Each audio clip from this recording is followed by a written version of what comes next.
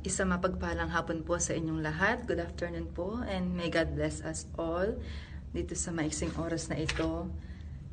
Napalive po ako bigla dahil meron po ako nakitang napaka-fresh na news. Nagbabrowse lang po ako dito sa aking computer and I found out na talagang kumikilos po ang dyablo talaga. And I want to read it in Tagalog kasi po, tinranslate ko po ito. Nawa po, unawain po natin na talagang nangyayari na po ang prophecy. Na talagang si Pope Francis is not of God, pero kinakasangkapan po sa ng dyablo para linlangin ang buong tao. At ito po ang sabi niya.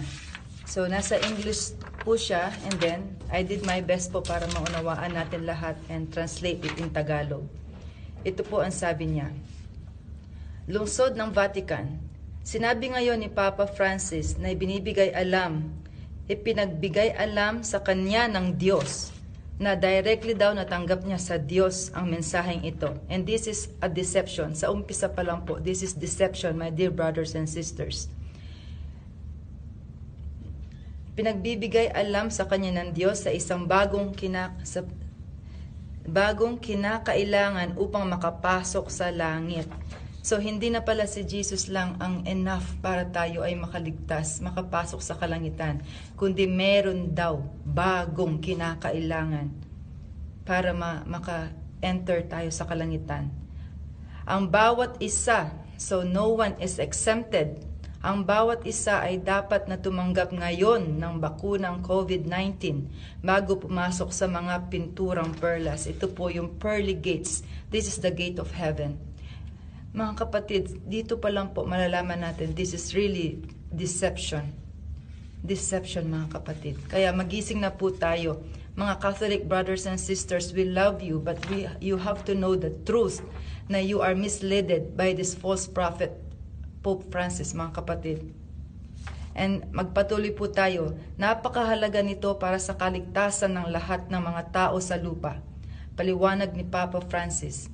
Alam natin na pinapapasok ng Diyos ang lahat sa langit dahil mahal niya tayong lahat at wala siyang pakialam kung anong uri ng kalokohan na ginagawa natin sa buhay na ito. This is deception. Hindi po hahayaang makapasok ng Panginoon ang kasalanan sa langit. Kaya nga po talagang manatili tayong matatag, matibay hanggang sa huli, ang sabi nga. And then, nagbibigay din po ito ng compromise sa mga taong namumuhay sa kasalanan. Na ang sinasabi niya dito na hindi na kailangan mag-repent. This is very deception, mga kapatid. That even Jesus and all the prophets, ang sabi nila, repent, repent, magsisi na kayo dahil malapit na ang kaharian ng Diyos. And then sabi niya dito, ngunit dapat tayong mag-ingat sa pinakadakilang kasalanan sa lupa sa lahat. Ito daw ang hindi makuha ang COVID-19 na bakuna. How dare Pope Francis na gumawa siya ng mga bagay na ito, na sinasabi pa niyang galing sa Diyos ang mensaheng ito, na pinakakasalanan daw at ang hindi pagtanggap ng bakuna. Sinong katatakutan natin, mga kapatid? Ang sinabi ba ng taong ito o ang sinasabi ng Diyos? Malinaw na malinaw po that Pope Francis is the false prophet that introducing the Antichrist, the mark of the beast, mga kapatid. I'm telling you with all the truth, ito po ay para sa kaligtasan at kaluluwa ng bawat isa. Again, malapit na pong ma-release ang COVID-19